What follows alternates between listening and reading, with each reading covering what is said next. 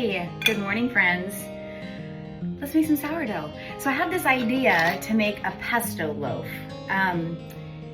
Okay, I bought this jar, how do you say that? Rose, you'll know this brand, right? They make great pasta sauces and such. Anyway, I bought this little jar of pesto a while ago for a recipe that I thought I was gonna make, and now for the life of me, I can't remember what I was going to make. And I was cleaning out the pantry the other day, and I was like, oh, I have that little jar of goodness. And I gotta use it. Well, I still got a little bit of time on the best by date. Anyway, I thought, ooh, that would be a good sourdough loaf, right? I mean, I didn't make this up. I've seen people make pesto loaves before, but I think this will be a really easy way to do it. And I'll use this jar. So that's the plan for today, a pesto sourdough loaf. Here we go. Okay, I'm gonna use my basic ratios that I've learned work really well for me for my basic, or just like my basic standard sourdough loaf recipes. I've messed with it a little bit, you know, over the, I don't know, a little while now, couple years now that I've been whoop. Oh, I almost forgot to turn on and reset my scale, and then it gets messed up, and then okay, so anyway. So that basic ratio that I like to work with is 100 grams of starter, 270 grams of water, 10 grams of salt, and 400 grams of flour. So that's what I'm gonna do.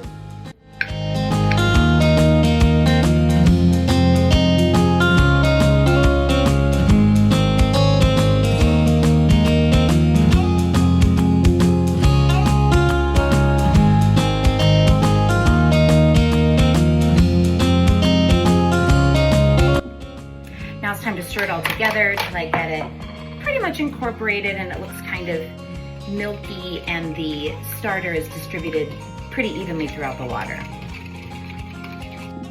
Okay, time to add the flour. I'm almost out. I love this feeling of being able to use up the bin and refill it. Oh wait, shoot, I took it off the scale. So I'm kind of hoping that happens. I'm pretty sure it is. That's definitely not 400 grams of flour. So let's see.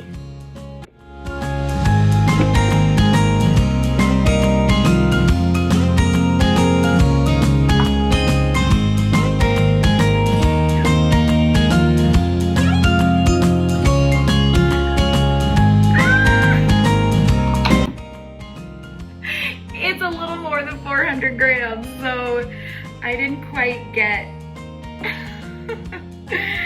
oh, it's gonna be so satisfying. Oh well, I'm still gonna fill her up today. That won't be a big deal. Do you ever do this? You know, I like to make sure that, you know, first in, first out. So I'm gonna empty this and put the new flour in and then put this last little bit on top. But it's so fun when you don't have to do that. You know, anyway, you know what I mean. Okay, now I'm gonna stir the flour until we get that shaggy dough.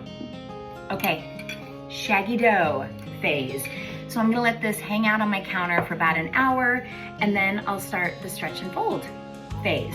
So, see you then.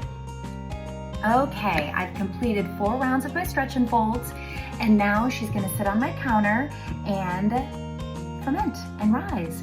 I'm gonna let her go right now. I like this container. I've talked about this container before, but it lets me really gauge the rise. I'm gonna let it go almost, but not quite, double in size. I found that if I let it all the way double, it's a little overproofed. So I don't want to go that far. I want to go to about there. This is where it's the art, not the science. And also, by the way, I have also accidentally let it go too far. I still make the bread. It's still fine. But ideally, I'm gonna let it get to about there. And that's gonna take anywhere from, 4 to maybe 8 hours, depending on the temperature in my kitchen any given day. Today, it's kind of a warm spring day, so my prediction is it's gonna be about 5 hours, but it doesn't really matter because I'm just working from home today, so I'm gonna, you know, pop in and check on her periodically, but I'll see you back after that phase. Okay, so this is now almost doubled in size, and it's time to turn it out on work surface. Yeah, that came out pretty good. And then I'm gonna give it a bit of an envelope stretch here.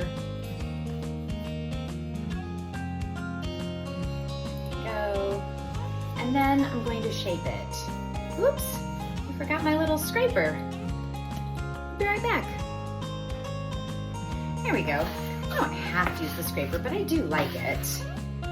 Okay, so my plan for this is I'm gonna shape it here and let it sit for about a half hour, maybe 40 minutes. And then I'm gonna stretch it again, and that's when I'm gonna add my pesto. So,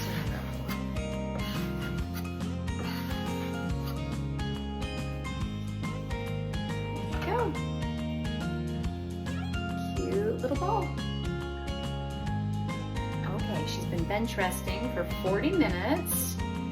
Now, I'm going to really stretch her out and put this pesto on it, and then roll it up, shape it again. But I'm gonna hit pause on this because it's gonna take a little while, I think.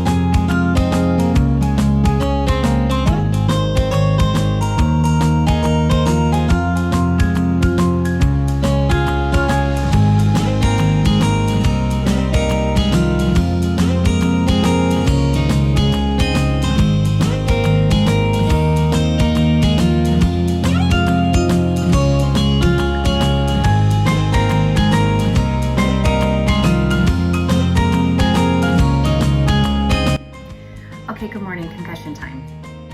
I don't know about this, y'all. So I love the idea of it. This is the pesto loaf. And it was going, here's what I overproofed it. So I had to go to my daughter's tennis match. Great, awesome. I was there 4 times as long as I thought I'd be, which was fine. Time well spent. But I got home and that bread was way overproofed. And here's how I think it's gonna be tasty. But here's the problem. I may or may not put this, but I haven't decided if I'm gonna put this video. So you may have already just seen it if I decide to actually put the video in, but last night when I got home and shaped it and then added the pesto and rolled it back up, it wouldn't stay closed. And that's what happens sometimes when it's overproofed. You know how maybe you've seen other videos of this. It just looks so great, and they put the inclusions in and they roll it up and they put it in the basket and then kind of pinch it closed. Yeah. It wasn't pinch and closed. It was just spilling all over the place. And the more I messed with it, the more messy it got. So anyway, I'm gonna put this in the oven. I'm gonna do my standard thing. Here's what I also don't like about the inclusions falling out like this, because that's gonna get burnt, you know, because that's gonna be on the bottom of the pan. So we'll see. Here's what I do know.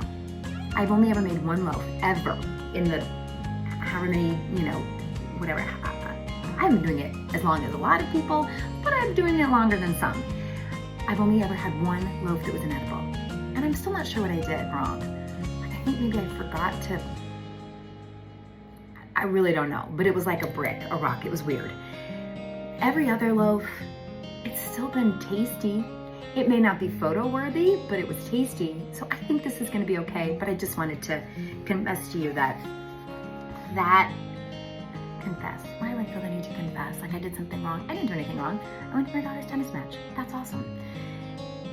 But I didn't time it right with the rise. So anyway, you know the drill. I'm gonna turn it onto some parchment paper. I'm gonna score it. Okay, oh, here's the other thing. I bet this liner's gonna be all girly.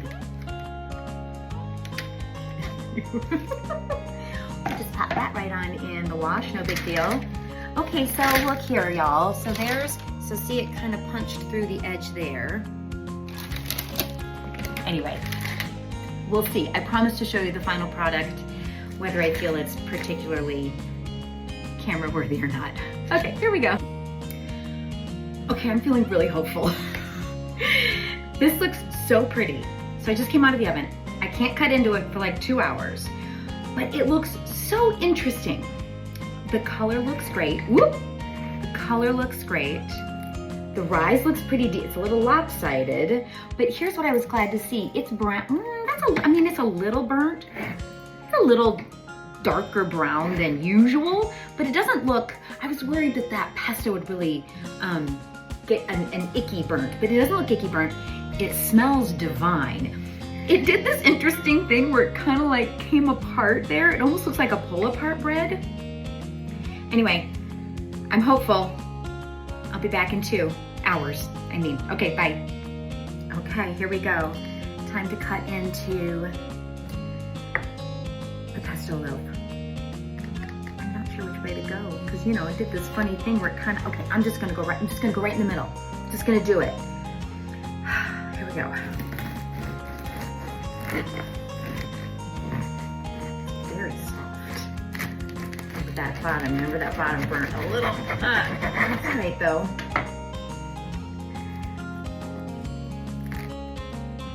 Okay, that looks all right. It's a bit of a dense crumb, but I kind of like it kind of like swirled throughout a little there. Okay, let's go this way. Oh, that's not outside. Here, I'll put that away from the camera. Let's try going this way. Oh, a little blob right in the middle. All right, well, then maybe that's the bite I'm supposed to have. Okay, here we go. It's very soft.